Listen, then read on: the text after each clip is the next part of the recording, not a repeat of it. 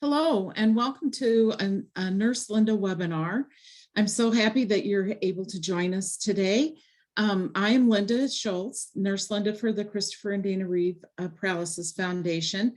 I have been a nurse in rehabilitation for quite a number of years, my claim to fame being that I helped coordinate the Christopher Reeve Recovery Project. So it was my honor to be able to know him and to be able to work for his foundation now. So I'm here today with David Marver, who is the CEO of Onward. It's a company that purpose is to restore movement, independence, and health in spinal cord injury, individuals with spinal cord injury. I'm also with Gregoire Courtine, PhD, who's a full professor of science and nanotechnology at the Swiss Federal Institute of Technology, director of NeuroRestore and the NeuroRestore Research Center, and also Jocelyn Bloch, who is an MD neurosurgeon, who's the department head of functional neurosurgery at the University Hospital of Lausanne and the director of NeuroRestore at the Swiss Federal Institute of Technology. So welcome everyone. And we're here today with the big news that has come out earlier in the last few days about this project called STIMO. And could you tell us what STIMO stands for? First of all, could you open with that? Yeah, good morning, Linda. Thank you so much for having us on your show. It's a pleasure to be here. So yeah, everybody has been asking, what does STIMO stands for? And this is a very old name we crafted in 2014 because one of the key features of this clinical trial is stimulation, but also that we are training people with a robot that enables overground walking. So STIMO stands for Stimulation Movement Overground. And this has become like a core name for many clinical trials because there's STIMO-EMO for blood pressure, STIMO-UP, etc., etc. So it's a route now for many activities. Okay, so that gets us started. So tell us something about, could you give a summary of what's going on with this whole STIMO project? Yes, so what we thought with Jocelyn maybe is to share just a few simple slides, but just to explain the technology, the concept, and maybe a few results. So if you don't mind, I will share the screen. Voila. Normally you should be able to see it. Yes. We are located in Rome, Italy, so the internet can be capricious here, but hopefully it will work well. So I imagine that many of you are familiar with the concept of epidural electrical stimulation. Many groups in the US have been using this stimulation to restore movement. And all the group before I use a continuous stimulation. What we found in preclinical model is that the stimulation activates what is called the dorsal roots. This is these roots you see here on the screen that convey information from muscles, basically. And what we have been doing is leverage this understanding to stimulate the spinal cord continuously, but with a spatio-temporal pattern, meaning we are aiming to activate the spinal cord as the brain would do naturally in order to stand, walk, or any activity that we would like to facilitate. So we can really have a targeted stimulation, and we validate this in animal models, but also in human. So this was the first publication in 2018 in Nature, in which we saw David, he has an incomplete spinal cord injury, but with the space-time stimulation at the top, you can see he could walk almost immediately, whereas in the absence of training with continuous stimulation, for him was very difficult to make any step. And of course, if you train extensively with continuous stimulation, you can observe some recovery. It has been shown by others. But with the spatio-temporal pattern stimulation, it's very rapid, as Jocelyn will show you after. So how do you apply this stimulation? So it's a bit more complex in terms of technology, as you can imagine. And what we have been doing first is collaborate with Medtronic to crack their stimulator for pain treatment. We built a bridge, wireless, that enable with a very complicated chain of wireless communication to control the stimulation in real time. So it's actually a very fast bridge, about 100 millisecond latency to update the stimulation. And that allows us to do real-time control of spinal cord stimulation. Then what we found during the first clinical trial that I showed you before is that the electrode array that were originally developed to alleviate pain were not very specific. So we collaborated with Onward Medical, so they will probably tell you more about this, but we modeled the spinal cord anatomically, functionally, and we ran a lot of computational simulations to understand what is the best configuration of electrode to target all the key regions of the spinal cord involved in the control of leg muscle, but also trunk muscle. And then we, for now, interface this electrode array with our electronic technology. And Jocelyn, she inserts this electrode array between the vertebra and the spinal cord under imaging and electrophysiological guidance. So it's very precisely located. Jocelyn would tell you that it is not a dangerous surgery, but it's actually very precise in how you have positioned the electrode array.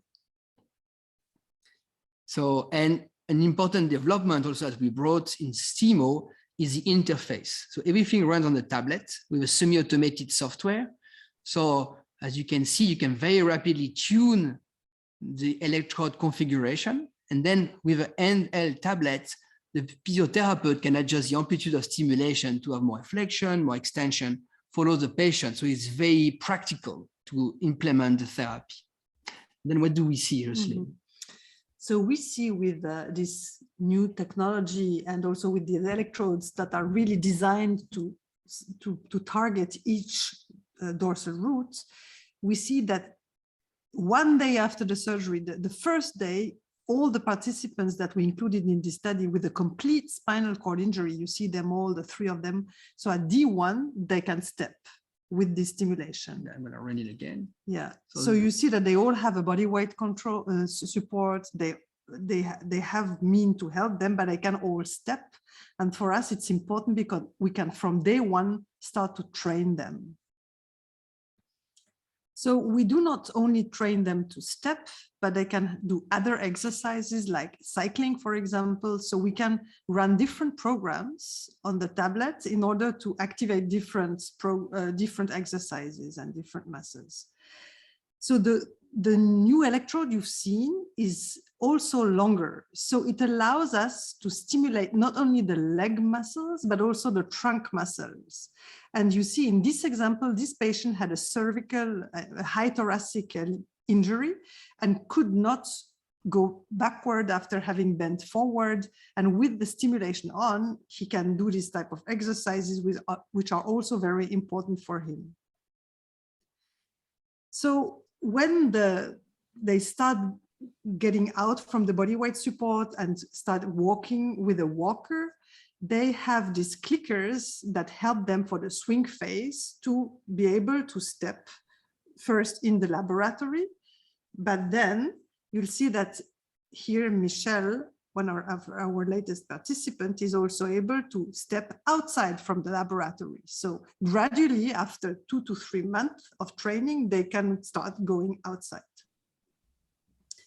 So one of the important features too is, for example, Michel here, he likes not only stepping, but he loves being standing. So with him, we trained a lot this standing position. He can stand 2 hours, do boxing, but also see customers. He likes being standing on his feet to talk to people when he's working, for example. One of the other participants likes the water and he likes swimming, and that's an activity he could perform also with the leg movements. This is another one who could cycle with this adapted program, and not only in the laboratory, but also outside the laboratory with stimulation helping the leg movement, and not all the forces is provided by the hands. So at this moment, this is still very much of a proof of concept with academically designed technology, although we collaborate with industry, but it's not the final system. And also, I think it's very important to emphasize that, all our participants, one, still live in a wheelchair. Second, they really need the stimulation in order to show activities. But this is why Dave Marver is here. Now, based on this concept, Onward is building purpose-built technology, the stimulator and the electrode array, in order to target not only mobility, but really all the neurological function that matter for people with spinal cord injury. So, we are not going to cure spinal cord injury, clearly, but we hope that with this technology, we can really improve recovery and empower people to improve their recovery and improve neurological function with this precise stimulation, which will be very easy to use because it will be connected watch. You can talk to your watch to trigger the stimulation, etc. The idea is to really be able to integrate the technology within daily life. Well, I will not talk more. I'm sure Linda has tremendous number of questions. So the best is to roll it and be responsive. Also, Dave being American, maybe it will be easier to understand him. So instead of my thick French accent, which I apologize for. You did beautifully. Thank you, Dave. Well, I don't know about you guys, but I have lost my picture. So, but I think can you still hear me? Yes. Very well. And see you. So I don't know what happened there. We'll see if we can get that back. Just we see you and we hear you. Yeah. Oh, you see me and hear me. Okay, Yes. but I can't see or hear me, but that's okay. I don't need to see me. I know what I look like. Okay. So I just want to ask a few questions while we're in the video section talking about that, because there were a couple of things that I noticed that I hadn't seen in just looking at some of the news feeds. And one of the things is about the implantation of the electrode. It looks so simple in the cartoon drawing that you have. Doesn't that look like just a piece of cake, right, Jocelyn? That probably is not that simple. So my question is, does it go in the same location in everyone? Can you insert it higher, lower? And does it actually go on the spinal cord, or does it just go on the epidural sac, or how does that placement work? So to answer the beginning of your question, I think that this procedure is now a very well-known procedure because it's exactly the same that has been done for years to treat neuropathic pain.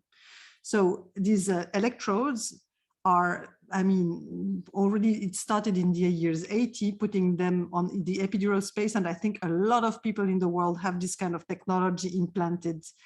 So the difficulty in this procedure compared to pain therapy is that precision is probably a bit more important, since we really want to target each different muscles, So I say that the procedure itself, which implies putting the electrodes above the dura, so it's in the epidural space, exactly what you said. So we just do a little window between two vertebrae, and then we slide the electrode array above the dura on the spinal cord that is responsible for leg movement. This means that 6 last centimeters of spinal cord. So in order to be precise, we have different ways. We work different, we are a big team. So one of the first thing we do is we obtain a very precise MRI of each individual to understand the anatomy of each patient and to understand where the different roots enter the spinal cord. Because we know that these last 8 roots we want to be able to target, and depending on where they are, we will decide the location of the laminectomy. So where we do this little window to slide the electrode array. So that's the first thing. The second thing is that during the surgery, we obtain electrophysiological responses. We stimulate through the different 16 electrodes, and we look at the response on the muscles. And depending on the response, we just can slide and adjust a little bit the placement of the electrode before closing. So I would, in summary, say that it's not a very difficult procedure in terms of risks, and it has been done already many times in the world, but the difficulty is the precision. And for that, all of us have designed different programs in order to facilitate the work of the surgeon. Okay. I hope I could answer your question. Yeah, definitely. Well, I know there were a lot of people that had written and submitted questions about could people with paraplegia, could people with tetraplegia benefit from this? And so my question is, anybody could benefit from the stimulation for the standing and walking, but a person who has a higher level injury, this wouldn't necessarily affect their arm movement or Mhm. breathing, that kind of thing at this point in time. So the key is for us is that after these 20 years, focusing on understanding the science underlying the effect of stimulation, we have understood how to dialogue with the spinal cord or to modulate specific circuits involving the regulation of different neurological function. Here we focus on mobility, but we have already been able to apply the stimulation at a different location, for example, to modulate hemodynamic center in order to increase blood pressure and even decrease autonomic dysreflexia. We have also been able to do, for now it's in animal model, rats and non-human primate, but soon in humans, stimulate the cervical spinal cord to aim to restore arm and hand function. So what we always tell our patient is, different severity of injury in different location, individual will have different goal. Someone with a thoracic injury will want to stand and walk and maybe have bladder control. So we can focus the electrode on that kind of function. Others with high cervical injury will want more to regain some hand control or the blood pressure and the trunk, etc. So the aim of Onward is really to provide a range of technology that can help improve this function. That's our goal. Okay, well, talking about cervical injuries brings up something in my mind, and that is that, there's all different kinds of stimulation that's available out there. Some are surface on skin stimulation. There's the program at the University of Washington where they're putting external electrodes just over the back of the neck. That's improving hand function in people who have higher level injuries. There are other implants. How does this product really different for some of those other stimulation therapies? Maybe Dave, do you want to respond to this Yeah, question? with pleasure. Actually, the technology that's currently being investigated at University of Washington is also an Onward technology platform. That's our transcutaneous platform. So we have both the ability to stimulate the spinal cord through the skin or via an implant. And to Gregoire's point, we want to be able to offer a whole menu of choices that would enable somebody with an injury to address whatever is most important to him or her, what do they most want to see improved. I think what was unique about this study, if I can isolate it, is that to Medtronic's credit, they've long provided pain management technology to researchers like here in Lausanne and also Louisville and other places to explore and develop this therapy. But for the first time now, there is a company that's developing purpose-built technology specifically for spinal cord injury therapies, which we're hopeful will enable these therapies to advance that much further. And indeed, that's what you saw with STIMO Bridge, that yes, Gregoire and Jocelyne have helped patients with incomplete injury make progress in the past. Now, with the benefit of this purpose-built lead, they've shown gains for people with complete injury. And it's because the lead is larger and broader than a pain management lead. The electrodes on the array are deployed and spaced to capture the dorsal roots, not the cord itself. So that's the benefit of having a company and a group of people, very bright, committed engineers, solely focused on developing technologies and therapies for this community. And we're doing it with transcutaneous and implantable. And in fact, the first therapy that we expect to introduce is in about a year, early 2023, for improvement of hand and arm function and strength using the transcutaneous therapy currently being studied at Craig and Shepherd and University of Washington and the VA Bronx, for example. And then later, we'll start a trial using our implantable technology based on what we've learned, benefiting from the research that Gregoire and Jocelyne have done for blood pressure and trunk control. And then finally, we'll address standing and walking.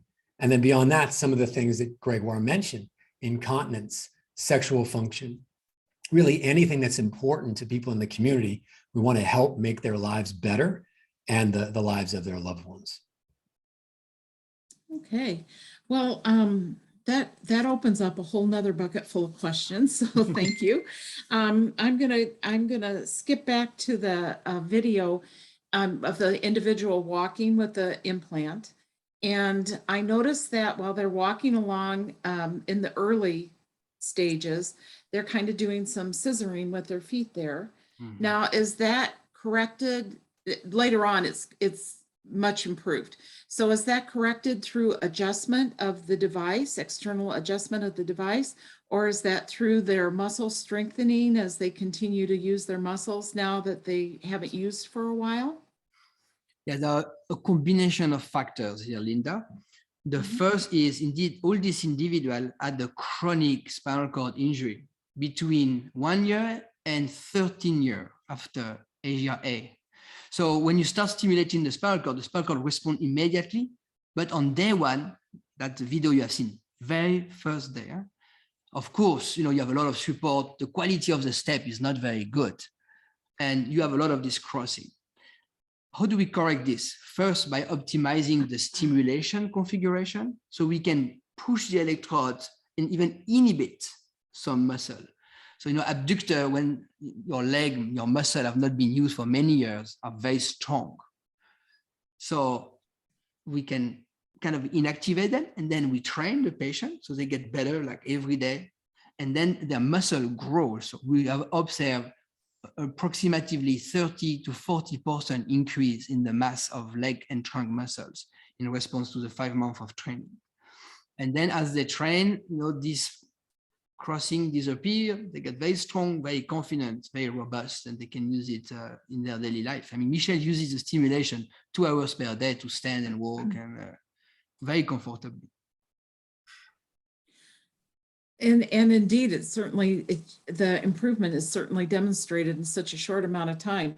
There was a question that was submitted just while we were talking, and it applies to this subject matter, in that individuals who have those really lower level injuries, they don't stimulate on surface electrodes for the lower motor neuron injuries.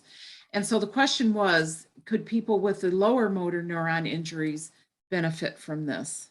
Because it's an internal stimulation. Yeah, for now, we've limited the indication for patients who have at least the last 6 centimeters of spinal cord intact.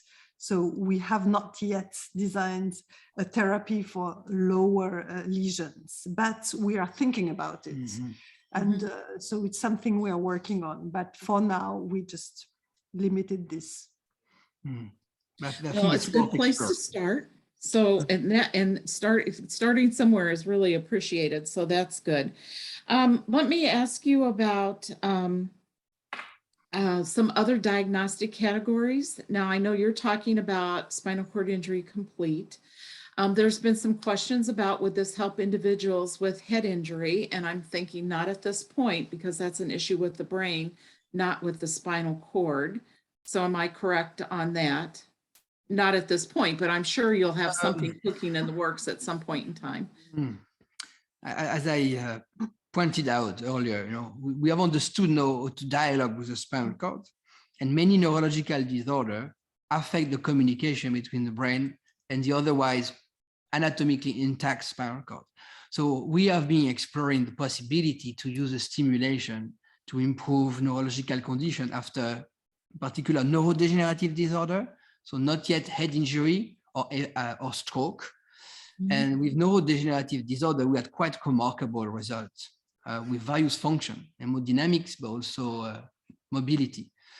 And we are very keen also on expanding to stroke in the future.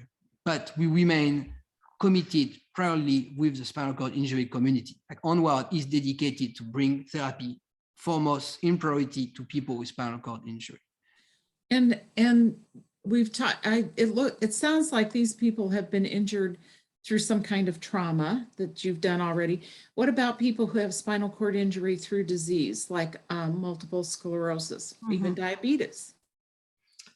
So what we think that there are other indications when there is a lesion in the spinal cord that is chronic and that there is no, probability of having some progression of a disease, like a tumor, for example. We excluded people who may have a progressive disease. Multiple sclerosis is a very important point. So that's something we've discussed already a lot. And we think that the people with the lesion at the level of the spinal cord due to multiple sclerosis that are in a very stable condition could be good candidates, but not those who have, a lot of problems of progression of the disease. For diabetes, most of the problems linked with diabetes are more, peripheral nerves, which is not for us a good indication. But we also think of people who have vascular problems of the spinal cord, who had a spinal cord infarct or who had a hemorrhage, or, that can be different, another indication. But again, it should be something that is not progressing. So, the spinal cord syndromes are frequently left out of things. They're kind of like the stepchild of spinal cord injury. So things like individuals who have Brown support or anterior, or central, or posterior cords, all those syndromes, would they be eligible or thought about in the future? Sure. So Brown Sequard is an excellent indication. So again, it's more the level of the injury than the type of syndrome. We are not very selective on the type of syndrome of the cord. And I think the more neurological function you get, the more chance you have to recover and to get some neurological function. And also the less time you wait between the problem and the treatment probably is the best for you also instead.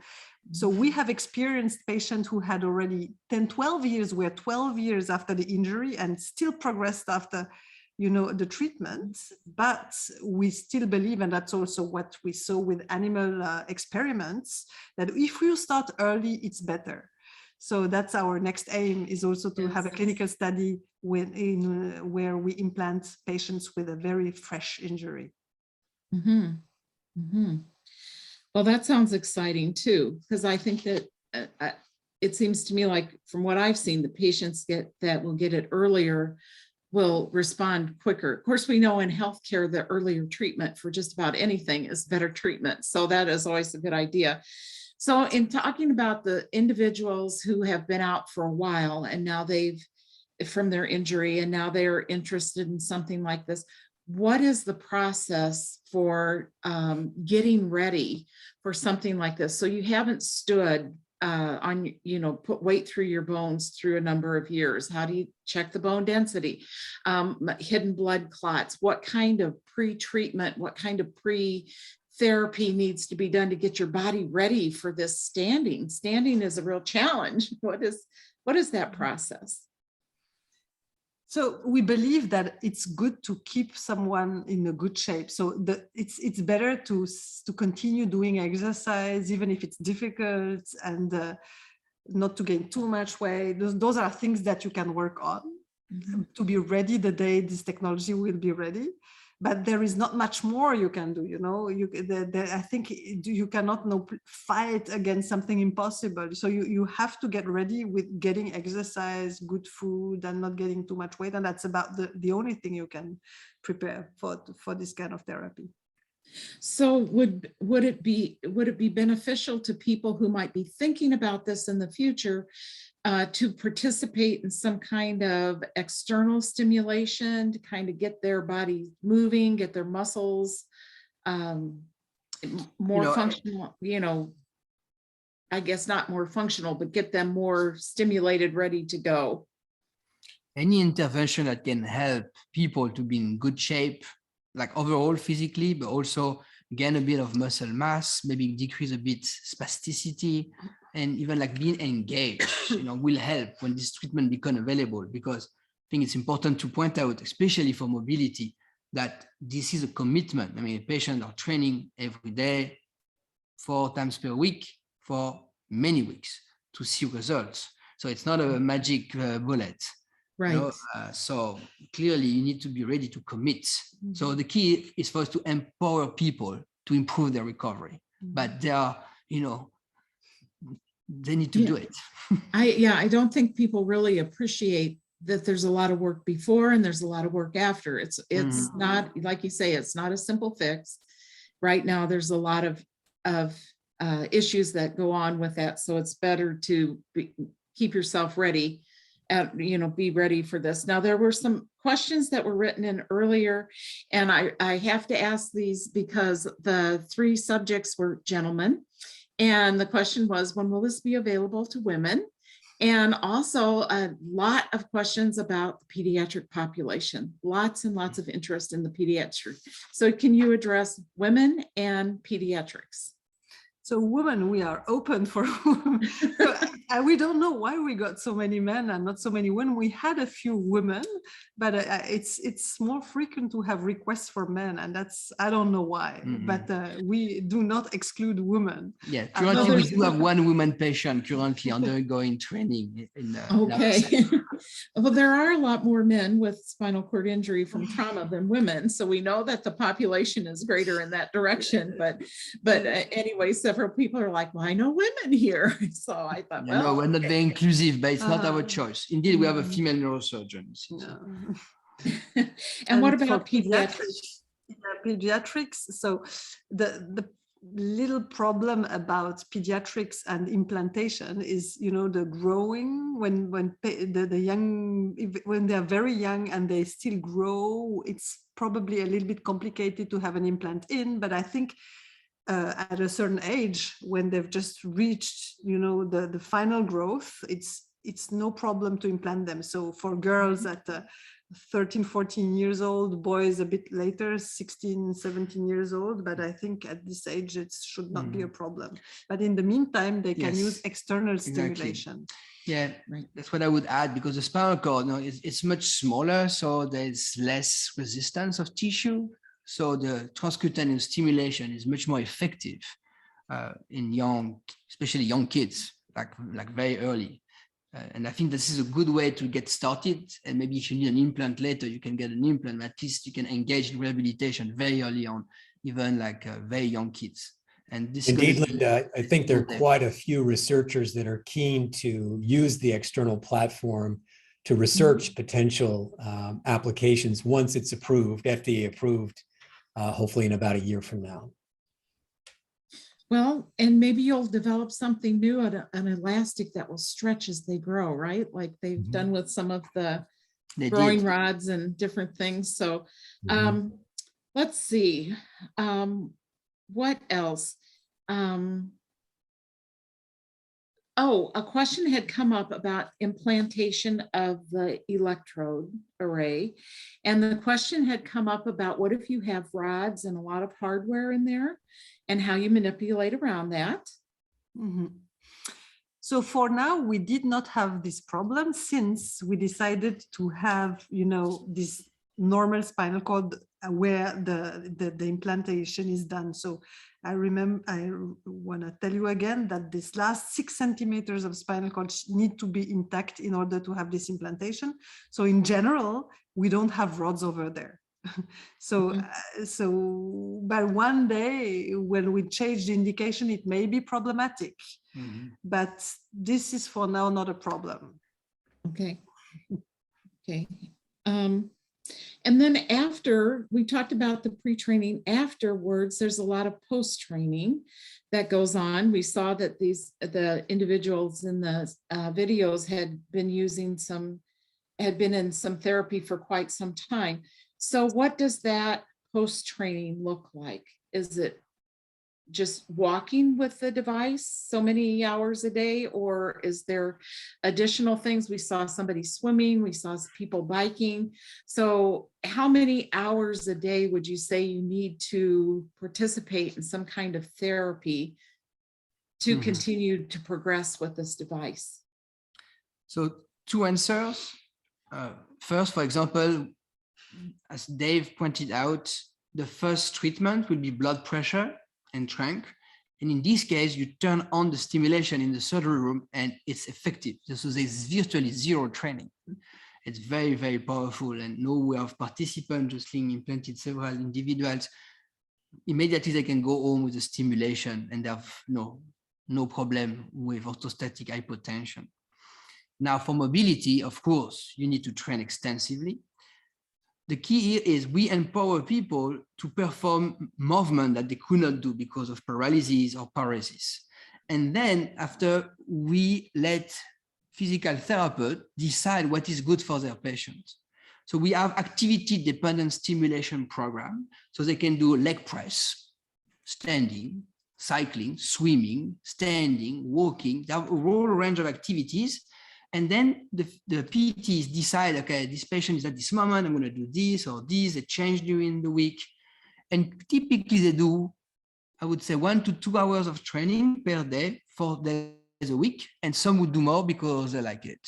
So some would twice, maybe sometimes per day, they do it by themselves because they can at night. Sometimes they do it on weekend. So it's very variable. But the key is the stimulation empower them to train as much as they want in many activities. So have you noticed after the stimulators put in, either a change in autonomic dysreflexia episodes or increased autonomic dysreflexic episodes? Has there been, even in the animal models, has there been any, because I would imagine that having the stimulation would be quite a surprise to the body.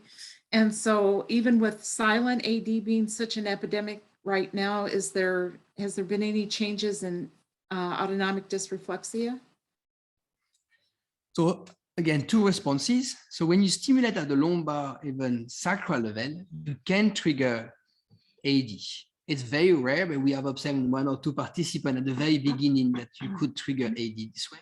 And this might be actually one of the mechanisms through which other groups have reported increase in blood pressure by stimulating the lumbar level. When we stimulate the low thoracic level, which is really the hot spot for blood pressure modulation, that's what allows us to increase blood pressure. When we start using this stimulation daily, because our patient, they wake up in the morning and turn on the stimulation so they can get upright right away. And when they feel that blood pressure goes down during the day, they turn it back on. So they use it extensively during the day. And then autonomic dysreflexia decreases. And in animal model, we have shown the mechanism. So by applying the stimulation over the hemodynamic hotspot, which are responsible for autonomic dysreflexia, we trigger changing anatomically that decrease the intensity of autonomic dysreflexia. It does not completely go away. So if there is really a strong pain, for example, you would trigger AD, which is good because you want to know that there is a potential issue with the body, with, but it's much, much, much less severe, these crises of AD, when you apply the stimulation before long term. Right? It's a long-term effect. It takes several months to really see these improvements. And then also in relation to that, what about cardiac effects? Do you see any difficulties with, people who have low blood pressure due to their spinal cord injury, those autonomic changes in the cardiac system? Does this, I know the therapist is guiding the treatment, so hopefully they're accounting for this as it goes along. But have you seen any cardiac issues? People will want to know that kind of thing. So we currently have a study ongoing on that, so when we stimulate at the thoracic level to improve the hypotension, and we do a lot of tests on the cardiovascular function to see if at short term and long term we see some improvements of the cardiac function, but I cannot really respond very precisely now. But it seems to be obvious. I mean, that something is going to improve. And also certainly the long term, because if you think of having so much variability of pressure during the day, long term is not so good for your vascular system. And so if we can stabilize it, it certainly has a very good effect. And that's an intuition because it's not something we've proven yet, but it's logic in a way that And while we're into secondary complications of spinal cord injury, what about diabetes? Because so many people develop diabetes because they're not able to use those long muscles in their legs, and it is quite an issue. Maybe it's too soon, but do you think that this could be an improvement in people's type 2 diabetes? You know, I must say that our population is quite young, so they do not suffer from this now. It's something that we are going to observe, but for sure, diabetes type 2 is certainly one of the cause of it is, you know, the metabolic and the less of exercise, the more weight, and that's in general the cause.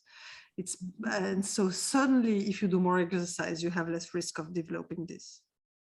Okay, and let's see what other, some of the things we know from external or skin stimulation is that there's decreased blood clots in the legs. There's the muscles are built up, so there's less risk of pressure injury, decreased time in the bowel program, decreased UTIs. Is all of that being demonstrated, or is that too soon to? I mean, I would imagine it would be equivalent, if not even better. Yeah, this is logic, even if it's difficult to prove, you know, it needs really a long-term study on a human being that has been stimulated for years and a big cohort of patients to make sure that this population is less keen to develop this kind of problems. But it's absolutely logic that you are less at risk of developing deep venous thrombosis. You have certainly less risk of having skin problems if you move more and if you get more trophicity of your legs. Maybe Dave, you can share what the plan of Onward and to look at all these aspects, you know, in the near future. Yeah, thank you, Jean. I think that's an important element because this is compelling research. That's being recognized by some of the leading science and medical journals in the world, like Nature, for example. But a lot of work has to occur to get this to the point where it's available in all of the various spinal cord injury clinics and community hospitals. And that's where we come in. And this is the work that we're doing. And we've raised a lot of money for this purpose. But we now need to conduct multi-center clinical trials with cohorts of 50 to 100 people all over the world to demonstrate the safety and effectiveness of these therapies and get them cleared by the FDA and get CE mark for them so that they can be launched and scaled and made available for people with spinal cord injury. And once a technology is approved, it's that much easier to study. So we can enlarge the eligible populations, we can add indications. And these can be trials that we're not necessarily responsible for as a company, but that a leading spinal cord injury clinic or a consortium of researchers might undertake using funding from NIH or the Department of Defense. So for us, it's quite important to get these therapies out there on the market as quickly as possible, even in the most simple embodiment, so that then we can learn and the applicability can broaden. And in addition to that, I know that in the literature I was reading about this is strictly for motor function and not really developing sensation. In the Christopher Reeve Recovery Project, he did external stimulation for motor function, but coincidentally, his sensation just really flew off the charts. He had a lot more recovery and sensation. He had great recovery in motor, but he had a lot more recovery and sensation. So will that be one of the factors that will also be examined as you speculate this project goes out? Yeah, so we have already studied the recovery of sensory function. So most of individuals with incomplete spinal cord injury showed recovery, sometimes to a large extent of sensation. And the individual with the complete spinal cord injury regain some sensation when we stimulate. So they are not super precise, but they feel like more withdrawn, more extension, more flexion, you know, because of the stimulation. So they have the feeling of more or less what's happening in their leg, but only when the stimulation is turned on, not when it's turned off. So that's interesting. So it's kind of in there somewhere, but it's, you know, still yet more to be discovered. Let's talk a little bit about these individuals, the people that have volunteered for this study, for this experiment. As you mentioned, it's a proof of concept type of experiment, which is something that is no guarantee for anybody. We're just seeing if this works in people. We've talked a lot about that in the blog recently, just coincidentally, this proof of concept studies. And I know a lot of times people that I've worked in, and they're wanting to get involved in research for spinal cord injury because there is nothing. And they'll secretly whisper to me, well, I know that this is going to give the cure. I know you're not looking for a cure, but this is going to be the cure for me. And that's always kind of a huge issue, because no, it's not a cure. This is, as you said, this is a treatment to improve function. But first of all, I want to say to your volunteers, your subjects that have gone out to do this, thank you from the whole community, because it is a huge effort. It is a huge commitment.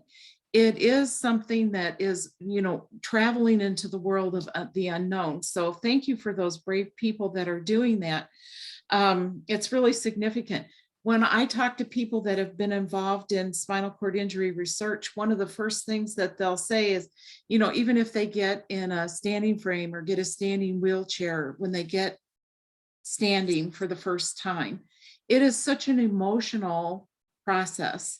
Have you seen that with your people? And I know that a lot of family members will say, oh, I've forgotten how tall you are, or they'll look at themselves standing and they'll say, oh, I didn't realize I was this tall. And I don't know if they've forgotten or if they just don't think about height because it's just not an issue in their world anymore.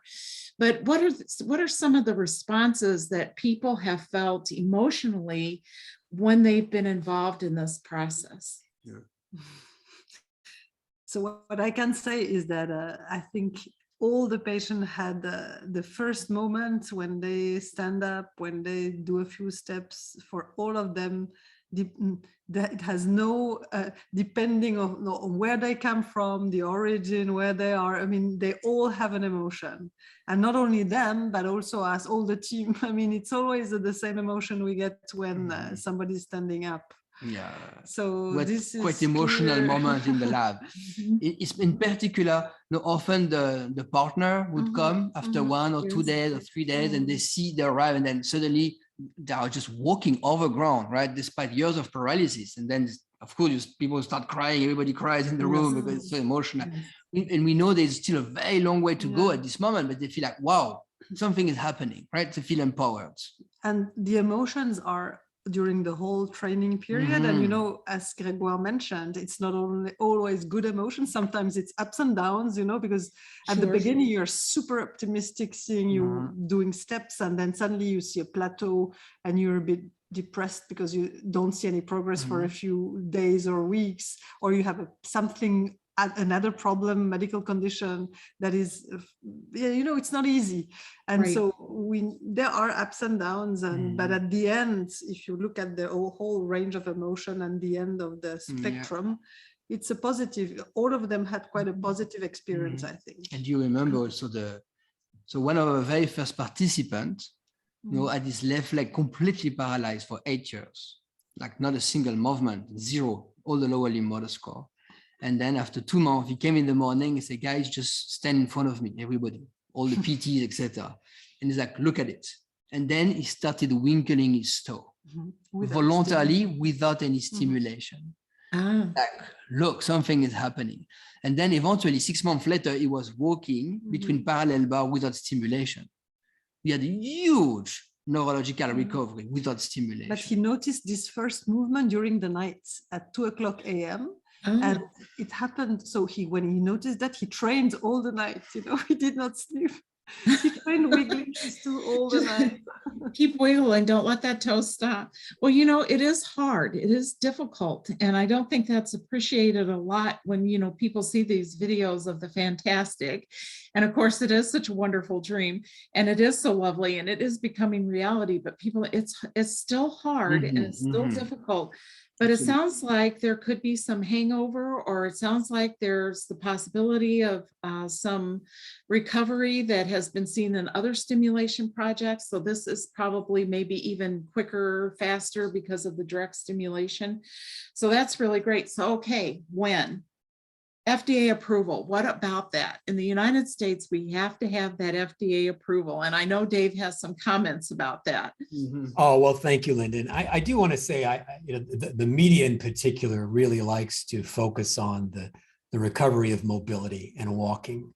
But it's quite important to us to stay connected to the Reeve Foundation and other groups and really prioritize things that are going to make a difference in the daily lives of most people with spinal cord injury. And that's why we're prioritizing hand and arm function and blood pressure and trunk control before we get to walking. So the first thing that the community can expect is FDA clearance and availability of our transcutaneous device with an indication to help restore strength and function of the hand and arms. And that we've been studying that in multiple centers. The trial is called Uplift. There are 65 subjects enrolled already. We actually completed enrollment early, which is quite unusual in the era of COVID, which speaks to, I think, the enthusiasm the community has for this therapy. And we need to get the subjects through the trial, submit the package to FDA. And then if all goes well, we're hopeful that we'll have this on the market by the first half of next year, and it will be available in spinal cord injury clinics. Then we want to get a further approval for use in the home. So your clinician can write a prescription. You can use this at home to either reinforce your gains or make further gains over time, using it 2 or 3 times per week. So that's the transcutaneous. And we're hopeful, again, as I mentioned before, once it's approved, there'll be all sorts of additional indications that can then be cleared by the FDA. And we look forward to partnering with the many great researchers out there to identify those new indications and build the evidence base we need to submit to FDA to get those approvals. The implantable platform is more difficult. It's an implantable device, it's class 3. So that is approved by the FDA under what's called a PMA, which takes longer. And we're doing blood pressure first, in part because we can demonstrate effectiveness very quickly after the implant, as Gregoire and Jocelyn said. You turn it on and it works. Within seconds, you know if it works. So there isn't going to be, we don't expect a prolonged follow-up period in that trial. But I still want to temper expectations. Even that is probably 3 to 4 years away in the US. For me, that's long. It may not be long for those of you on the line who've been waiting many, many years for something to come, but we're committed to it. We've got the people, the intellectual property, the capital, and the commitment more than anything to get that done for everyone. So I want to thank everyone for joining. If you want to learn more about how you can be a participant, because I've seen that in the Q&A box over here pop up many, many times, please log onto our website and fill out the contact page. So it's onward.com, ONWD.com. Then we have your information. We can send you a form to complete. Then you're in our database and we can share your interest with the research sites in your area, in your region. And then if you're a suitable candidate, you can be contacted. That's the best way to stay attuned to what's going on and to potentially qualify for one of these studies that are being done broadly in multiple centers. If you have a spirit of adventure, if you're a test pilot and you want to participate in one of Gregoire Jocelyn's trials, spend some time in Lausanne, especially if you're a woman, please let us know, and we'd love to get you involved in one of those as well. But for most people, there should be a trial in your country or in your area, if you're in the US or Canada or Europe generally, over the next few years, and we'd love to get you plugged in if you're a good fit. And I will say that I followed your company for quite some time now, and you actually do what you're talking about, and so the progress has been really spectacular. There are, as you mentioned, there are quite a few questions in the chat box. So let me just ask a couple of, random questions out here. The first one has to do about clickers or triggers, and can you control the device yourself and how you do? You mentioned you turn it on and off in the morning and night. Can you zip it up if you want to do something more athletic, say, or, can you dial it back? And how is that going to work? Yeah, so there's a lot to unwrap here. Mm-hmm. So because we have been mixing the simulation. So for the trunk, you can just turn it on and then it's rolling And if you increase the amplitude, you have a bit more blood pressure, a bit more support, but it's just automatic in a way. We have shown that we can use in closed loop with sensors, but it will be a second step in human. So for now, it will be just open loop. For the mobility, of course, it's more complex. And there are very different technologies to enable to control the stimulation. So it can be very simple, open loop. So you have a rolling pattern. And then the patient, they adjust their desired movement on the ongoing pattern. So they feel whether it's extension, left leg, right leg, etc. This is maybe useful for people who are AGR-A, so they adjust their stimulation. If there is some residual pathway, they can so much influence the effect of the stimulation that they want to be able to control when they receive the stimulation. So for example, you have a basis, which is extension, so they can stand. And then they can use a clicker, as you have seen, that would trigger the flexion. Or they can have inertial measurement unit attached to the feet that, seen with the stimulation, they have some movement that are coming back. They will move a bit their foot and then it detects and it will trigger the swing phase. And you can mount it also on the bike if you want to do biking. So it's the stimulation is adjusting to the ongoing movement. And then ultimately, which is a clinical trial we are working on with Jocelyne, you can link the brain directly with the stimulation. So brain implants read the mind and link it to the stimulation, what we call a digital bridge or brain-spine interface. And this is more like distant future, but it's so natural and effective that we believe that there's also a future for this type of technology in the future. Well, even if it's in the distant future, we're all happy that you're thinking about it. And it sounds like a grand plan and step-by-step getting there. There's another question about could the electronic signals cause any kind of long-term damage? And there was also a question pre-submitted. What if you have another kind of like a spinal stimulator or even a cardiac pacemaker? Could the signals interfere? Will they cause damage long-term? Could you address those issues? So I think that there is no real danger of having stimulation. There is now enough experience in the world with the medical devices that are stimulating the nervous system, and I don't think that it's dangerous.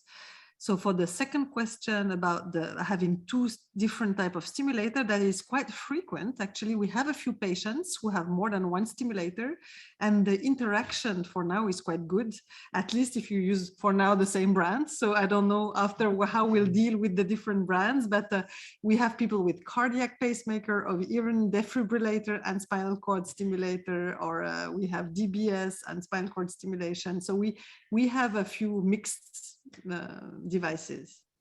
Okay, and what about a spinal shunt? Spinal shunt, what do you mean by that? You mean Like a bypass? Yeah. you mean a shunt for syringomelia? The question is just spinal Yeah. shunt. I would go with the syringomyelia shunt, Yeah, but okay. I don't know. So They're not shunts, specific. again, except if it's located at the place where you want to put the electrodes, if it's not at this place, it's not a problem. Okay. And is there an age limit or a post-injury time limit?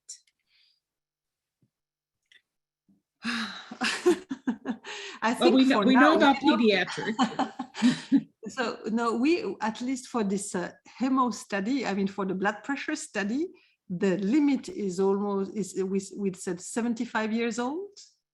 For the mobility study, it's a bit lower. So our older patients was 55, but there is no limit really. We want the person to be in a good shape. Yeah, So, and sometimes in research, you have to have these age limits to get started, and then you Yeah. can yeah, expand. exactly. This is And what that's- they've pointed out, there will be clinical trial, a bit more Mhm. restricted in inclusion criteria, Mm. but then when it's available, Yeah. it's for everyone. I think it's better for everyone to restrict at the beginning, the selection of the population in order to make sure that we can prove something. And then I think it's the best way to proceed. And then move forward, absolutely. Let's see. Oh, how long does the device last? I know that you have some information about the implant versus the battery of the processor? I think the device that we would expect to make available when it's FDA approved will last likely between 5 and 10 years. And it's wirelessly rechargeable. So it could be recharged through the skin, but eventually the battery will wear out like your mobile phone battery wears out. And then it's a simple procedure to change that out. And that's commonly done for pacemakers, defibrillators, and other neuromodulation devices. And in a way, it's a good thing because then the person can benefit from the next generation technology as well. So, but the duration itself, the longevity really depends also on how frequently the device is used, how often stimulation is applied. I can add that the electrode normally will never be changed. So that's lifelong, the electrodes. That's good. And that plays into the next questions, particular for you, Jocelyn. The question is that this must be a risky surgery and you'll be working around the spinal cord. So is there a chance that things could become worse just due to the surgery? So I think that I kind of tried to respond to this question at the beginning of the webinar. So this is a surgery that has been done now for years to treat neuropathic pain. So there are thousands of people having this type of devices around the world. So I believe since it's a surgery that is not involving a spinal cord opening, we remain at the level of the epidural space. So that means that's between the dura and the vertebra. So the spinal cord remains intact. So the probability to have a damage is very low. So in general, what I tell the patients is that the risks are the same for everybody. So it's about 1% risk of having a hemorrhage, a bleeding, a clot of blood that is, or a 3% risk of having an infection. And that's the same for everybody. So now what does it mean if you have a complete spinal cord injury? So it may be a little bit more difficult to detect, a lesion at this site, a clot at the level of the implant if you have no sensation and no mobility. But that's why we do, in general, very immediately the day after the surgery, we do an imaging in order to make sure that everything is okay. Mm. But it's a very, I would say it's a very low risk procedure compared to other neurosurgical procedures. So Linda, Jocelyn is what's called a functional neurosurgeon. Mm-hmm. And this is a subspecialty within neurosurgery. And they specialize in device therapy. So they do these procedures all the time. This is what they do. And there's one or many of these in every city. And so one of the things that Onward intends to do is to establish a linkage between the spinal cord injury clinics and the functional neurosurgeons in each city so that this becomes sort of a routine care pathway. Mm-hmm. Okay. Much like they've done with the diaphragmatic stimulators, they've used that model so that it has become more commonplace than mechanical ventilation, or is becoming that way. Now, here's a question, and this is why I love our community so much, because this person is really thinking ahead, and they want to know if they would be able to scuba dive with this device. I love it. Gee, that one's for you. Will be. Why not? Why not? Yeah, I love that we empower people with the possibility to think this way, and let's dream big, but we don't know. It hasn't been trialed there yet. And what about, speaking of which, what about air flight? I know some people worry about implanted devices if they're flying somewhere. Is that going to be a problem, do you think? No, it's not a problem. There are thousands of people traveling with a neurostimulator around the world, and it's not a problem. Just to go through security. Security will be the rough part. Yes, that will be the rough part. Now, here's the question of somebody that is asking if you have any example of someone taking steps without a harness or a walker, etc., unassisted steps. We heard about the toe movement and the foot movement. Can you put on your futuristic glasses and predict if this will eventually be done without any assistive devices? I think we need to calibrate expectation here. I mean, we have seen quite extensive recovery in individuals with incomplete spinal cord injury, so classified as HDR-C, but people with HDR-A, without the stimulation, there is no recovery that is meaningful. Okay. Okay. And that all has to do with proprioception, coordination, and balance. And people forget that part of walking. You know, they just think your legs move, then you're walking, but holding up your body in space is quite a difficult challenge. And so you really kind of need that support while you're doing these kind of things. There's a question here about ad hoc movements. So if the stimulator's been programmed to walk or ride the bike or whatever, what if you want to make a sudden turn, or what if you want to do something different that's not in your program? Can you modify movements in some way, or are you just limited to being in your program? Yeah, so you can switch between programs. Patients also have the ability to adjust the effect of the stimulation. So it's not that we fully induce movement, it still needs to involve volition, and then adaptive modulation by the brain is a possibility. Okay, and any thoughts about cost? Yeah, well, I think it largely depends on the country where the person resides. Most of the participants are likely in the US, and we're confident at this point that the therapy will be paid for by Medicare or the VA or whomever is paying for the care of that person. And we have the opportunity to use existing codes that exist for the pain management devices that Jocelyne mentioned earlier. We have the opportunity to potentially benefit from new technology add-on payments that are available for innovative new technologies like this. We have FDA breakthrough device designation for all three of the therapies currently in development, which helps in that regard. So it's quite important to us as a mission-driven company, not only to get these therapies out there as quickly as possible, but to make sure that they're accessible. And so we've already undertaken initiatives to start working on reimbursement and coverage, first in the US and Europe, but then soon thereafter beyond. Okay, here's a business kind of question. How was the closed loop algorithm for selective temporal stimulation developed, and is it possible to publish it? Well, it's already published in Nature, right, Gregoire? I think that was 2018. So it's published in great detail and accessible to anyone who might have interest. Correct. Okay. And that the publications are all also on Onward's website, if you care to look at them, onwd.com. We have a whole science section where we have an inventory of all of the seminal publications, and there are many coming out of the lab there at with Gregoire and Jocelyne.